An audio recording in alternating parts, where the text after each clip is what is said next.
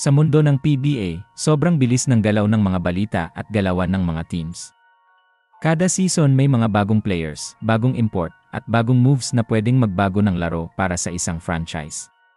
Kaya laging mainit ang usapan lalo na kapag may mga pangalan na kilala sa loob at labas ng bansa na posibleng pumasok o bumalik sa liga. Ito ang mga bagay na talagang nagbibigay saya at excitement sa mga fans. At ngayon, dalawang malaking pangalan ang nasa gitna ng mga ulat, isang former NBA player na posibleng makita sa NA bilang import, at isang kilalang scorer na may tsansa umuwi at posibleng mapunta sa Ginebra. Malaking bagay ang mga ganitong usapan dahil kung mangyari na, malaki ang epekto nito sa lakas at galaw ng mga teams. Kaya tara, silipin natin isa-isa kung bakit malaking usapan ang mga ito, at kung paano sila babagay sa mga teams na nakalink sa kanila. May mga ulat ngayon na ang former NBA player na si Kenneth Lofton Jr. ay may chance na maglaro sa PBA bilang import, at isa sa mga team na madalas maiugnay sa kanya ay ang SNI. Malaking usapan ito dahil kilala si Lofton Jr. bilang isang malakas na big man na may solid na galaw sa ilalim. Sa laki at bigat niya, bagay na bagay siya sa physical style ng PBA kung saan ang laro sa shaded lane ang madalas nagiging basehan ng puwersa ng isang team. Dahil sa profile niya, malaking dagdag lakas ang pwedeng dalhin niya kapag napunta nga siya sa Birmen. Isa sa pinakakilalang strength ni Lofton Jr. ay ang katawan niyang kayang sumalo ng banggaan.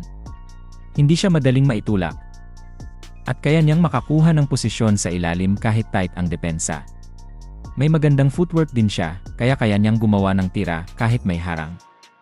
May soft touch siya sa ilalim at kaya rin niyang umatek gamit ang spin move o simpleng shoulder fake. Dahil dito, posibleng maging main weapon siya ng SNG sa low post, bagay na magbibigay ng mas maluwag na tira para sa shooters nila kapag nag-collapse ang depensa. Malaki rin ang value ni Lofton Jr. dahil hindi lang siya pure post player. Sa NBA at sa iba niyang naging stint, nakita na kaya niyang pumasa mula sa post, kaya niyang magdala ng bola sa fast break kapag kailangan, at kaya niyang gumawa ng plays na hindi pang typical big man. Kapag ganitong klase ng big ang meron ka, nagiging mas unpredictable ang opensa ng team. Sa sistema ng SNG na mahilig sa ball movement at inside-outside game, swak ang presence niya dahil kaya niyang mag-set ng solid screens at mag-create ng magandang anggulo para sa teammates. Sa depensa naman, malaking tulong ang laki at bigat ni Lofton Jr. Kaya niyang tumapat sa malalaking import at hindi siya basta nauurong kapag may atake sa basket. May quick feet din siya para sa size niya, kaya nakakasabay siya sa mas mabilis na forwards kapag kailangan ng switch. Dahil dito, posibleng maging mas matatag ang ilalim ng Birmen at mas maging kontrolado ang rebounding. Sa kabuuan, kung tuloy ang pagpasok ni Kenneth Lofton Jr. bilang import ng SND, malaking dagdag lakas ito para sa kanila sa loob, sa depensa, at sa overall physical presence ng team.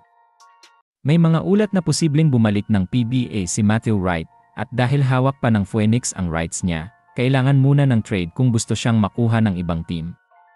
Ayon sa mga ulat, handang pumasok ang Ginebra sa isang deal kung sakaling magdesisyon si Wright na bumalik sa liga. Malaking usapan ito dahil sa tagal niyang naglaro sa PBA, kilala siya bilang isa sa pinaka-skilled na guards sa panahon niya. Kaya kung sakali mang mapunta siya sa Ginebra, natural lang na maraming fans ang ma-excite dahil swak talaga ang laro niya sa style ng team. Isa sa pinaka-strength ni Matthew Wright ay ang pagiging all-around scorer niya. Kilala siya sa matatag na shooting mula sa labas, lalo na sa catch and shoot at pull-up. May tama rin siya sa mid-range at kaya niyang umatake sa ring kapag may butas ang depensa.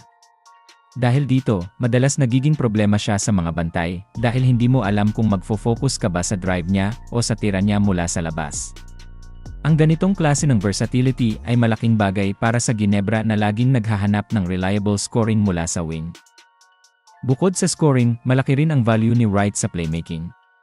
Marami siyang pagkakataon noon na siya ang nagsiset up ng opensa, at kaya niyang magbigay ng tamang pasa sa rolling big o sa open shooter.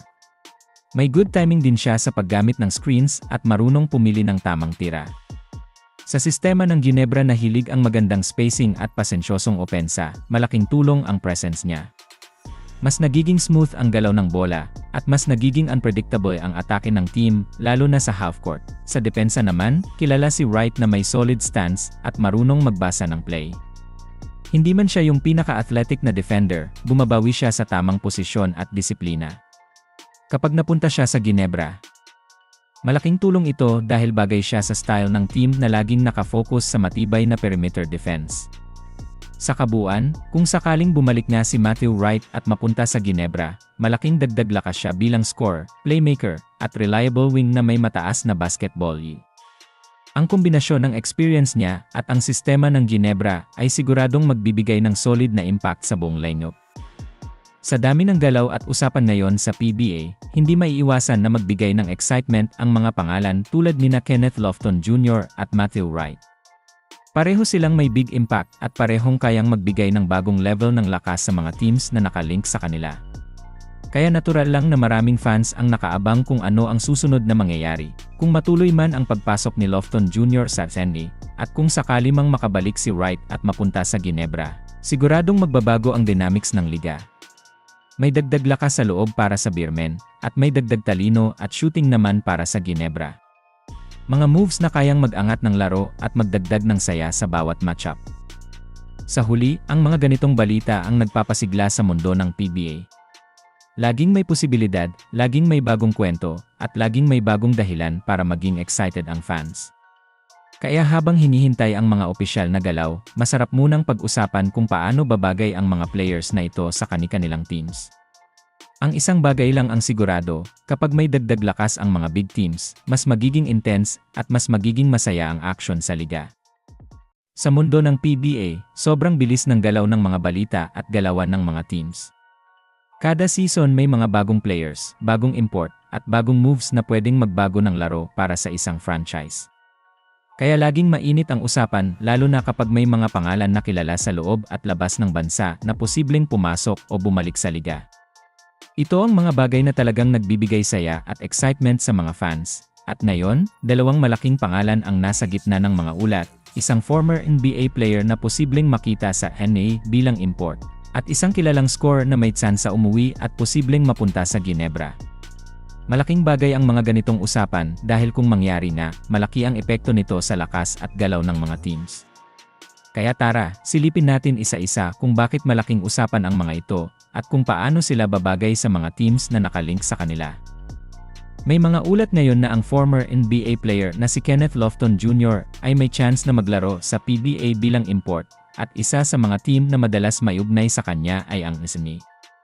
Malaking usapan ito dahil kilala si Lofton Jr. bilang isang malakas na big man na may solid na galaw sa ilalim.